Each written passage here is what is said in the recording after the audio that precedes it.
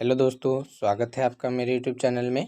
दोस्तों, आज की इस वीडियो में हम लोग हिस्ट्री के कुछ महत्वपूर्ण प्रश्नों को देखेंगे, जहां से आपके हर कॉम्पिटिटिव एग्जाम में प्रश्न पूछे जाते हैं। चाहे आप अग्निवीर की तैयारी कर रहे हो, आप पुलिस की तैयारी कर रहे हो, किसी भी स्टेट पुलिस की तैयारी कर रहे हो, सिपाही की तैयारी कर रहे हो, बिहार एसएससी या केंद्रीय लेवल पर जो एसएससी एग्जाम कंडक्ट करवाती है, सीएचएसएल, एमटीएस या अदर एग्जाम की, यहाँ से प्रश्न आपको एक या दो प्रश्न देखने को मिलेंगे। तो दोस्तों, यदि आप कोई भी एग्जाम की तैयारी कर रहे हो तो वीडियो पर कंटिन्यू बने रहिए। यहाँ से आपको अपने एग्जाम में एक या दो क्वेश्चन देखने को मिलेंगे। शुरू करते हैं बिना टाइम को गवाए। आज का आपका पहला नंबर प्रश्न है, भगवान बुद्ध को ज्ञान की प्राप्ति कहाँ हुई थी? भगवान बुद्ध को ज्ञान की प्राप्ति कहाँ हुई थी? तो इसका सही उत्तर हो जाएगा बोध गया में। दोस्तों, यदि आपको ऑनलाइनर आंसर की जगह 4 ऑप्शन वाले क्वेश्चन ज़्यादा पसंद है तो आप हमको कमेंट बॉक्स के माध्यम से ज़रूर बताएंगे। हम अगली वीडियो आपके लिए 4 ऑप्शन वाले ही लाएंगे। दोस्तों, आपके लिए ऑनलाइनर आंसर इसलिए लाया गया है क्योंकि दोस्तों आपका समय यहाँ से बच सके और आप एग्ज़ाम्स के लिए बेहतरीन तैयारी कर सके। समय बचेगी दोस्तों। 4 ऑप्शन वाले जो क्वेश्चन होते हैं उसमें चारों ऑप्शन का डिस्कशन करना होता है, इसलिए थोड़ा अधिक समय खपत होती है। दोस्तों, आपको किस तरह के प्रश्न ज़्यादा पसंद है आप हमें कमेंट के माध्यम से ज़रूर बताएंगे। अगली वीडियो हम उसी के माध्यम से लाएंगे। ठीक है दोस्तों, चलते हैं अगले नंबर क्वेश्चन में। आपका अगला नंबर क्वेश्चन है, आर्य समाज की स्थापना किसने किया था?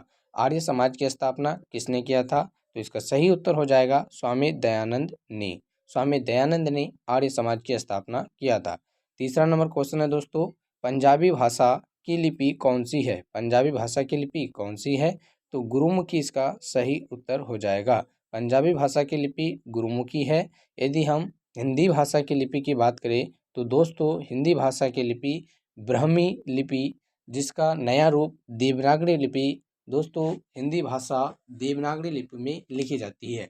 और सबसे प्राचीन भाषा की बात करें तो आपका ब्राह्मी लिपि हो जाएगा। आप इसे भी याद रखेंगे। उसके बाद चलते हैं अगले नंबर प्रश्न में। आपका प्रश्न संख्या चौथा है, किस बृहद मंदिर की आरंभिक कल्पना तथा निर्माण सूर्यवर्मन द्वितीय के शासनकाल में हुआ था? तो दोस्तों इसका सही उत्तर हो जाएगा अंकोर वाट का मंदिर। अंकोर वाट का मंदिर इसका सही उत्तर हो जाएगा। अंकोर वाट का मंदिर कहाँ है दोस्तों? तो अंकोर वाट का मंदिर कंबोडिया में स्थित है। अंकोर वाट का मंदिर कंबोडिया में स्थित है, आप इसे भी याद रखेंगे। पांचवा नंबर क्वेश्चन है, बिहू किस राज्य का प्रसिद्ध त्योहार है? दोस्तों बिहू असम राज्य का प्रसिद्ध त्योहार है, आप इसे भी याद रखेंगे। शास्त्रीय नृत्य और लोक नृत्य से आपके एसएससी द्वारा हर एग्जाम में, एसएससी द्वारा कंडक्ट हर एग्जाम में प्रश्न पूछे जाते हैं। तो अगली वीडियो हम दोस्तों शास्त्रीय नृत्य और लोक नृत्य के बारे में जो है कंप्लीट वीडियो लेके आएंगे सभी राज्यों के विषय में। ठीक है दोस्तों, आप यदि चैनल पे नए हैं तो चैनल को सब्सक्राइब कर इससे जुड़ जाएं। वीडियो हमारी पसंद आ रही है तो वीडियो को लाइक भी जरूर करें और कमेंट बॉक्स में अपना राय भी देते चलें कि यदि आपको वीडियो में कोई त्रुटि लग रही है हम उस त्रुटि को दोस्तों अगले वीडियो में समाधान करने की कोशिश करेंगे। चलते हैं अगले नंबर प्रश्न में। आपका अगला नंबर प्रश्न है, कागज का आविष्कार किस देश में हुआ? कागज का आविष्कार किस देश में हुआ? तो दोस्तों कागज का आविष्कार चीन में हुआ। कागज का आविष्कार किस देश में हुआ? चीन में हुआ। उसके बाद आपका अगला नंबर प्रश्न है, गौतम बुद्ध का बचपन का नाम क्या था? गौतम बुद्ध की बचपन का नाम क्या था? तो इसका सही उत्तर हो जाएगा सिद्धार्थ। गौतम बुद्ध की बचपन का नाम नाम दोस्तों सिद्धार्थ था। गौतम बुद्ध को ज्ञान की प्राप्ति कहाँ हुई थी? ज्ञान की प्राप्ति बोध गया में हुई थी दोस्तों। बोध गया में पीपल वृक्ष के नीचे हुई थी, आप इसे भी याद रखेंगे। उसके बाद आपका आठवां नंबर प्रश्न है, भारत का अंतिम मुगल सम्राट बहादुर शाह जफर, आप इसे भी याद रखेंगे कि भारत का अंतिम मुगल सम्राट कौन था? बहादुर शाह जफर द्वितीय। बहादुर शाह जफर द्वितीय भारत का अंतिम मुगल सम्राट था। उसका मकबरा पूछा जा रहा है यहाँ आपसे प्रश्न में। आपको बहादुर शाह जफर द्वितीय जो कि भारत का अंतिम मुगल सम्राट हुआ का मकबरा कहाँ स्थित है पूछा जा रहा है। तो दोस्तों 1857 की क्रांति में 1857 की क्रांति में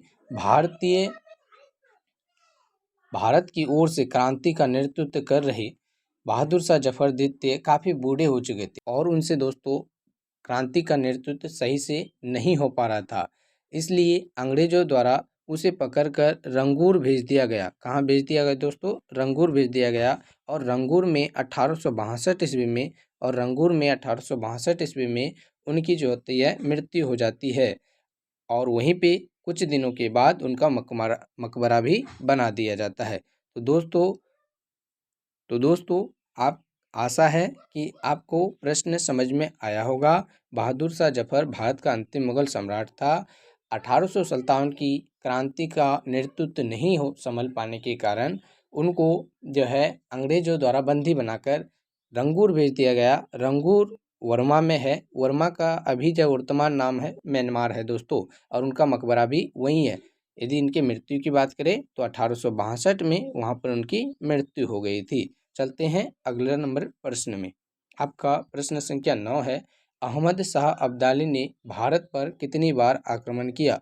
अहमद शाह अब्दाली ने भारत पर कितनी बार आक्रमण किया? तो इसका सही उत्तर हो जाएगा 8 बार। इसका सही उत्तर हो जाएगा दोस्तों 8 बार। प्रश्न संख्या 10 है आपका, नादिर शाह ने भारत पर आक्रमण कब किया था? नादिर शाह ने भारत पर आक्रमण कब किया था? तो इसका सही उत्तर हो जाएगा 1739 ईस्वी में। 1739 ईस्वी इसका सही उत्तर हो जाएगा। 11 नंबर प्रश्न है दोस्तों, शिवाजी के समय कितना भू राजस्व वसूला जाता था? शिवाजी के समय दोस्तों भू राजस्व का 33%, शिवाजी के समय भू राजस्व का दोस्तों 33% वसूला जाता था। कितना प्रतिशत वसूला जाता था? 33% वसूला जाता था। आप इसे भी याद रखेंगे। प्रश्न संख्या 12 है आपका, आगरा की जामा मस्जिद का निर्माण किसने कराया था? आगरा की जामा मस्जिद का निर्माण किसने कराया था? तो दोस्तों जहां आरा बेगम इसके सही उत्तर हो जाएंगे। आगरा के जामा मस्जिद का निर्माण जो किया था दोस्तों जहां आरा बेगम ने किया था। प्रश्न संख्या 13 है आपका, किस सिख गुरु ने फारसी भाषा में जफरनामा लिखा था? किस सिख गुरु ने फारसी भाषा में जफरनामा लिखा था? तो गुरु गोविंद सिंह इसका सही उत्तर हो जाएगा। सिख गुरु गोविंद सिंह ने फारसी भाषा में जफरनामा की जो है रचना की थी। प्रश्न संख्या 14 है उसके बाद, गुरु नानक का जीवन परिचय किस सिख गुरु ने लिखा है? गुरु नानक का जीवन परिचय किस सिख गुरु ने लिखा है?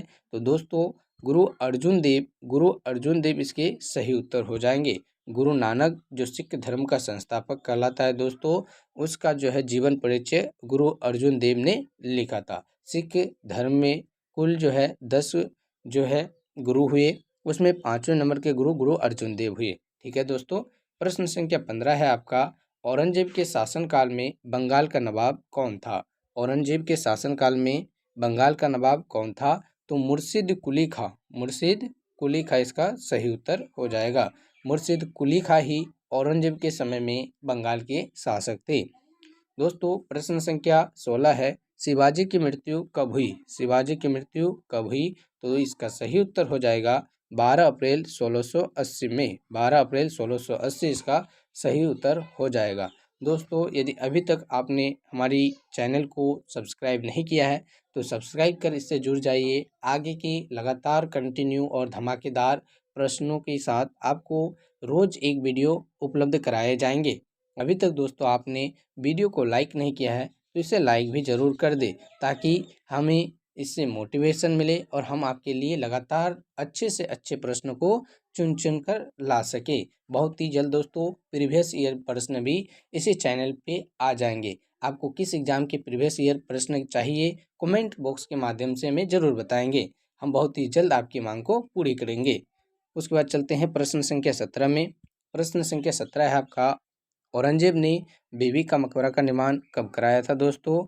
तो इसका सही उत्तर हो जाएगा 1679 में औरंगजेब ने। दोस्तों प्रश्न आपको ऐसे भी पूछा जा सकता है कि बीबी के मकबरे का निर्माण किसने करवाया था? किस मुगल शासक ने करवाया था? तो इसका सही उत्तर हो जाएगा औरंगजेब। और कब करवाया था? तो कब करवाया था दोस्तों? 1679 ईस्वी में। 1679 इसका सही उत्तर हो जाएगा। उसके बाद दोस्तों प्रश्न संख्या 18 है आपका, सामूगढ़ का युद्ध कब हुआ? सामूगढ़ का युद्ध कब हुआ? तो इसका सही उत्तर हो जाएगा 1658 ईस्वी में। 1658 ईस्वी में सामूगढ़ का युद्ध हुआ था। प्रश्न संख्या 19 की ओर चलते हैं। प्रश्न संख्या 19 है, हैदर अली मैसूर के शासक कब बना था? हैदर अली जो है मैसूर के शासक कब बने थे? तो इसका सही उत्तर हो जाएगा 1761 ईस्वी में। 1761 ईस्वी में हैदर अली मैसूर के शासक बने थे। मैसूर कहाँ है दोस्तों? तो कर्नाटक में है, कर्नाटक में है। उसके बाद सबसे अधिक कॉफी उत्पादन की बात करें, भारत में सबसे अधिक कॉफी उत्पादन भी कर्नाटक राज्य में होता है। उसके बाद प्रश्न संख्या 20 है आपका, नादिर शाह कहाँ का शासक था? नादिर शाह कहाँ का शासक था?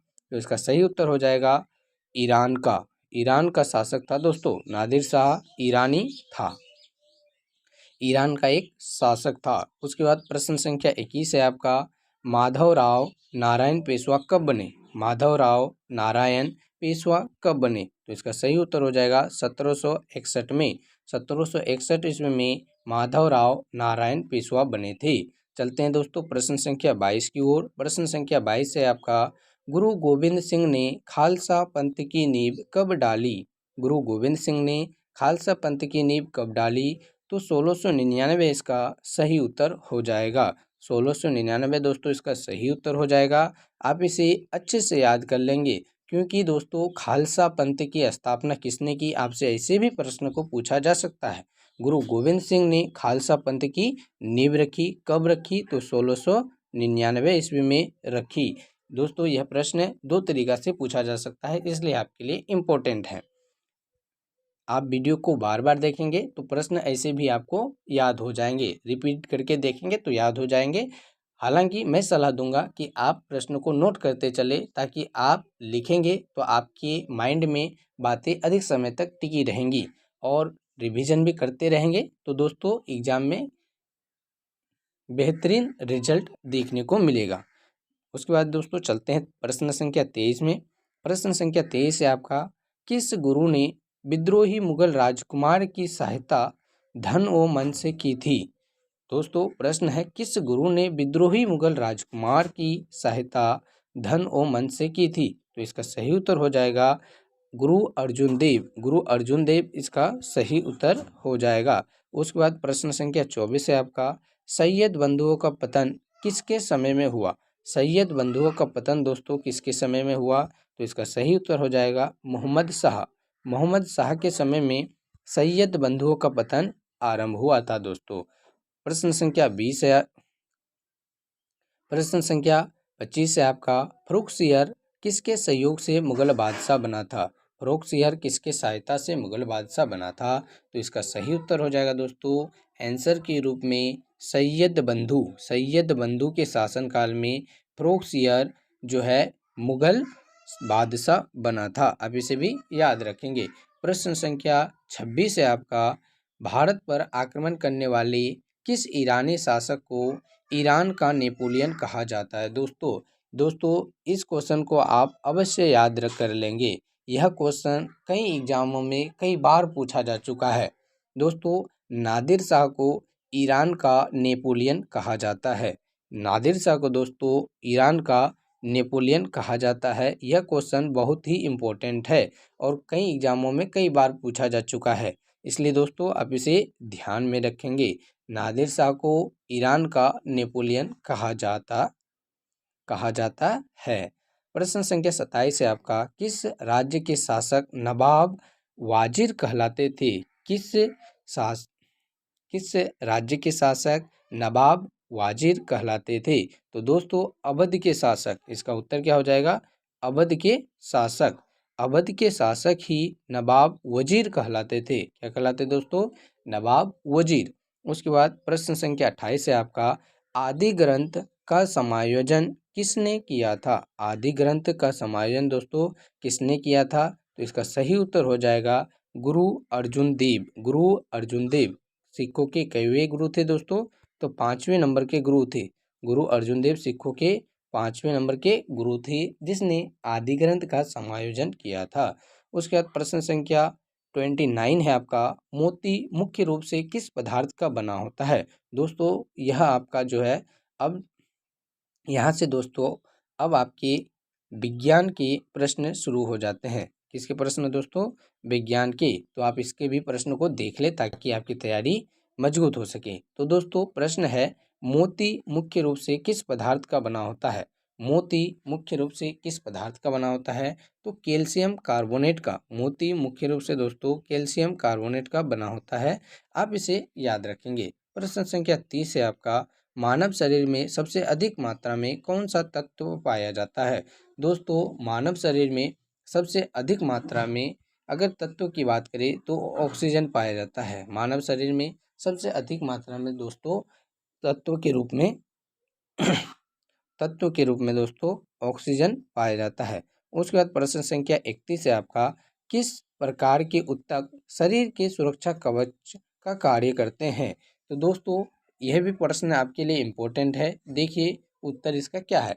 तो एपिथेलियम ऊतक को सुरक्षा कवच के रूप में हमारे शरीर में कार्यकारी करता है। दोस्तों क्या करता है दोस्तों? सुरक्षा कवच के रूप में हमारा शरीर में कार्यरत रहता है। उसके बाद प्रश्न संख्या 32 है आपका, किस वैज्ञानिक ने सर्वप्रथम बर्फ के दो टुकड़ों को आपस में घिसकर पिघला दिया। दोस्तों यह भी प्रश्न काफ़ी फेमस है, इसे भी आप दिमाग में रखेंगे। किस वैज्ञानिक ने सर्वप्रथम बर्फ के दो टुकड़ों को आपस में घिसकर पिघला दिया था। तो इसका नाम था डेवी। क्या नाम था दोस्तों? डेवी इसका सही उत्तर हो जाएगा। प्रश्न संख्या 33 है आपका, सबसे अधिक मात्रा में ध्वनि उत्पन्न करता है। सबसे अधिक मात्रा में ध्वनि जो उत्पन्न करता है दोस्तों वह करता है आपका बाघ, टाइगर। टाइगर जो है सबसे अधिक मात्रा में ध्वनि उत्पन्न करता है।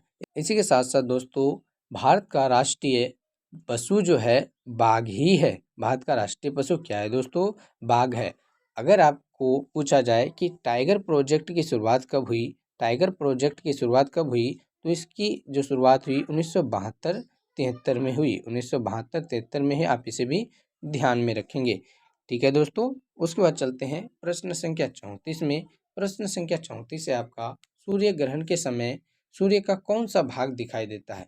दोस्तों सूर्य के ग्रहण के समय सूर्य का दिखाई देने वाला भाग जो है किरीट है। कौन सी भाग है दोस्तों? किरीट। आप इसे भी ध्यान में रखेंगे। प्रश्न संख्या 35 है, टाइपराइटर टंकन मशीन के आविष्कारक कौन है। टाइपराइटर के आविष्कारक की बात करें दोस्तों तो इसका सही उत्तर हो जाएगा सोल्स। इसका सही उत्तर क्या हो जाएगा? सोल्स। आविष्कार और आविष्कारक से आपके एक प्रश्न कभी कभी पूछ लिए जाते हैं, तो इसको भी आप एक दो बार रिपीट करके देख लेंगे तो याद रह जाएगा। उसके बाद दोस्तों प्रश्न संख्या 36 है। 36 प्रश्न संख्या में क्या है देख लीजिए आप। सिरका को लैटिन भाषा में क्या कहा जाता है। सिरका दोस्तों एसिटिक अम्ल में पाया जाता है। एसिटिक अम्ल में पाया जाता है। आप इसे भी ध्यान में रखेंगे। सिरका कहाँ पाया जाता है? एसिटिक अम्ल में पाया जाता है। तो दोस्तों लैटिन भाषा में सिरका को एसिटम कहते हैं। क्या कहते हैं? एसिटम कहते हैं। आप इसे भी ध्यान में रखेंगे। सिरका एसिटिक अम्ल में पाया जाता है और इसका लैटिन नाम एसिटम है। उसके बाद प्रश्न संख्या 37 है आपका। 37 में प्रश्न जो बोला जा रहा है आपको, कपड़ों से जंग के धब्बे हटाने के लिए किसका प्रयोग किया जाता है। दोस्तों कपड़ों से जंग के धब्बे हटाने के लिए ऑक्जेलिक अम्ल का प्रयोग किया जाता है। किसका प्रयोग किया जाता है दोस्तों? ऑक्जेलिक अम्ल। यदि आपसे पूछ लिया जाए कि टमाटर में कौन सी अम्ल पाई जाती है तो उसका भी सही उत्तर हो जाएगा ऑक्जेलिक अम्ल। टमाटर में कौन सी अम्ल पाई जाती है दोस्तों? ऑक्जेलिक अम्ल।